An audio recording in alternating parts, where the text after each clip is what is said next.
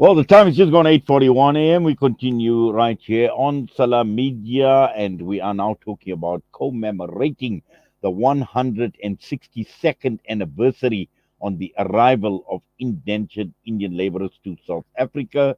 We're going across to be joined by Board Director of the 1860 Heritage Center, Salvan Naidu. Salvan, good morning to you. Welcome to the show. Assalamu alaikum, Vanakkam Sanbonani Nonke. Pleasure to be on your show. Well, it's wonderful you're able to join us this morning, and this is extremely important. This is relevant, and looking at the anniversary of the arrival of the 1860 Indian indentured laborers into KwaZulu Natal.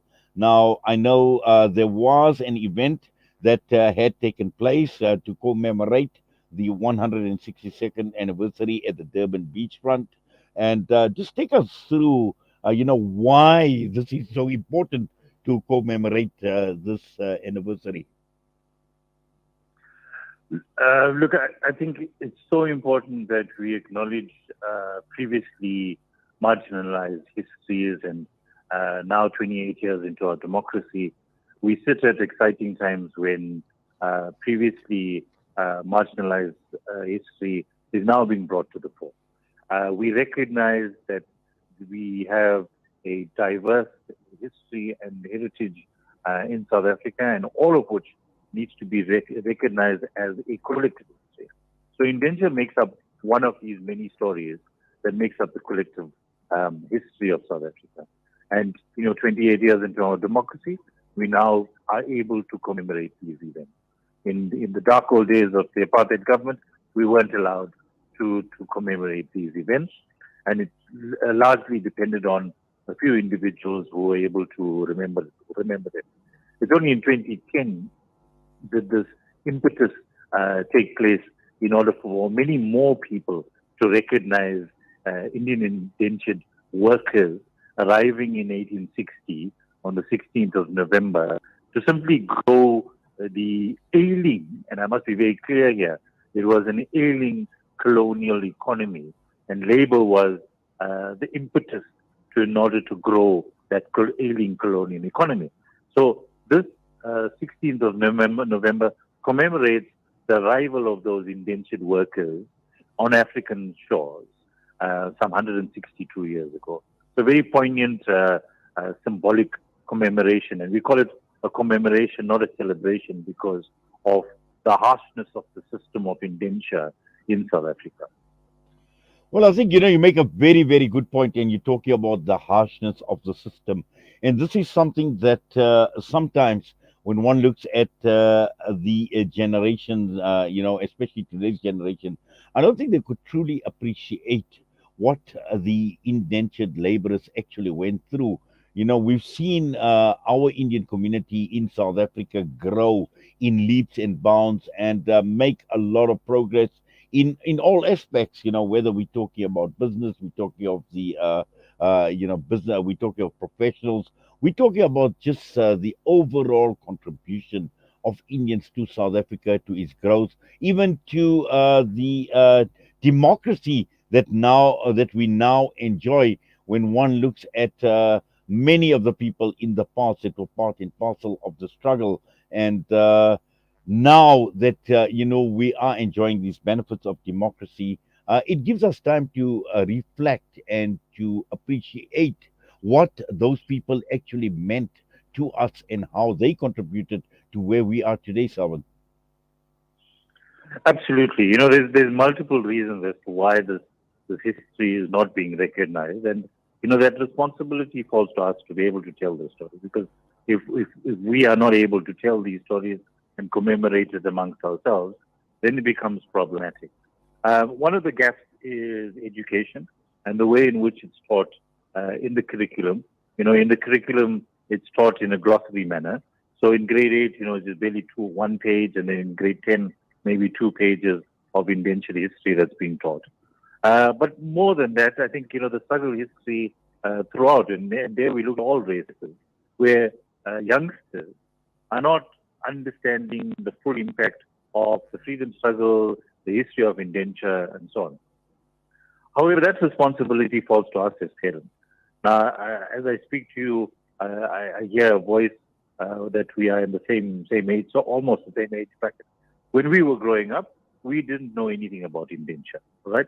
It's because it wasn't part of the curriculum. Now that we know a little bit more about indenture, we have to take our children, essentially our children, to these museums. One of these museums is the 1860 Heritage Center, the Constitutional Court, the Apartheid Museum, District 6 Museum, new museums that starts to highlight a contested history, a marginalized history, and so on, where we're able to tell our South African journey. Now, South African Indians have contributed immensely to the freedom struggle. We're unaware of people like, for example, Natu Babenia, who served 16 years in prison in Robben Island, Ahmed Kadrada, Sunny Singh, Sunny Venkat Ratnam, who served 6 years. But at the 1860 Heritage Center and this wonderful new book called Indian Africans, we're able to tell this journey of a people that arrived here through indenture. Then we speak of the passenger Indians who were brought here to service the needs of the indentured. But we also negate the history of slaves that arrived here before 1860, all of which is sort of highlighted in this wonderful book called Indian Africans, which I'm an author to. But the 1860 Heritage Center is able to document it. So, the responsibility of being able to speak of the names of people like George Superstar, Paul David, MD and MJ Naidu, all of these wonderful heroes, Fatima Mir, Dr. Gunam, all these beautiful people that have contributed to the freedoms that our children enjoy today must be recognized, must be acknowledged, because those names are not just being pushed to the margins. If we look at where we are in South African history at the moment, and regrettably, this non-racialism that's being sort of not being looked at in the way in which the freedom struggle brought in non-racialism, it's acceptable to be pushed to the margins as a minority. But as soon as you pushed off the page, then it becomes problematic. And the reason you start to be pushed off the page and when that's accepted is because this history is not being commemorated. This history is not being told to our children to be able to claim their space as South Africans. South Africa, as the Constitution says, is a country that belongs to all who live in it. And, where we are in terms of our present political narrative, I think we need to start claiming this space, celebrating the heroes that I just mentioned, the struggle veterans, also the role of indenture, also the role of passenger Indians who came to South Africa to provide. We won't go to the Gupta link, but we'll stay with just those three themes. But Yes. we need to acknowledge the great contribution, not just only to building our economy and contribution to the forging of the nation through the struggle, but also in terms of our culture and in terms of our heritage, in terms of our cuisine. That is enormous in terms of the Exactly, contribution. Selvan. You In fact, I cannot go think, anywhere. yes, Yeah, you raise a very go ahead. important point in terms of the culture and the legacy that they left. And sadly, we seem to have actually lost that culture to a large extent. When one talks about language, for instance, which is just one of the issues.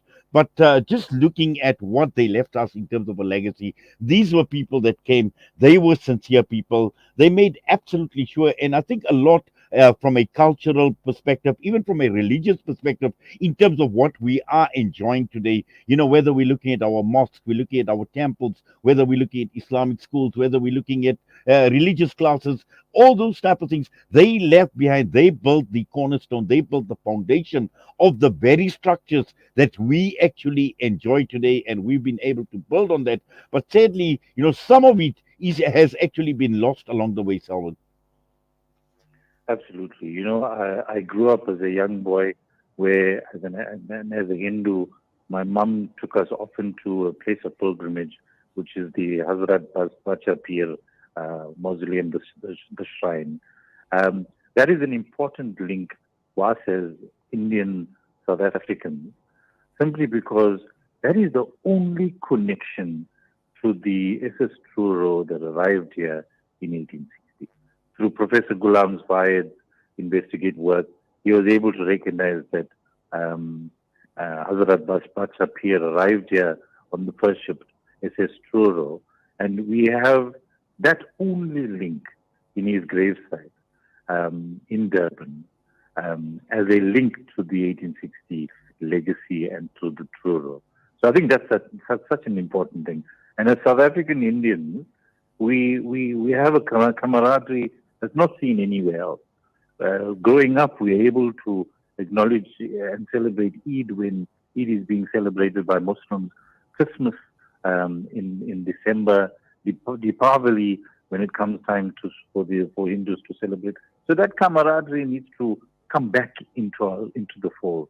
This unity that we need to have give to our children is so important. But in terms of the culture, from the mosque to the temples to the churches, it's absolutely phenomenal in terms of changing the landscape of South Africa. You can't imagine a South Africa without the Indian presence. I mean, can we go anywhere without having a Bunny Chow in South Africa? It's unheard of, So I think this contribution needs to be recognized. But, early on, when we speak of claiming our space, we speak of former MEC Ravi Pillai, who famously used these words: claim your space. Know that South Africa belongs to all who live in it. Use our history of the struggle, our indentured history, passenger Indian history, slave history, and claim your space. And it's our responsibility to your parents. Forget about the schooling system, which sort of has gaps.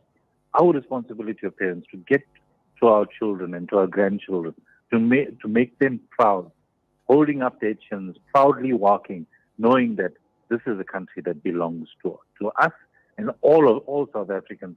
But this history needs to get out to as many people as possible. Well, Selvan, I must say it's been an absolute pleasure engaging and talking to you this morning, and for unpacking what you have on the occasion of the 162nd anniversary on the arrival of indentured Indian laborers to South Africa. We wish you all the best. Please take care. Shukriya. Thank you. Dhanyavad. Board Director of the 1860 Heritage Centre, Selvan Naidu, with us this morning. We're going to go for a break, and when we come back, it's time for weekly Juma Inspirations.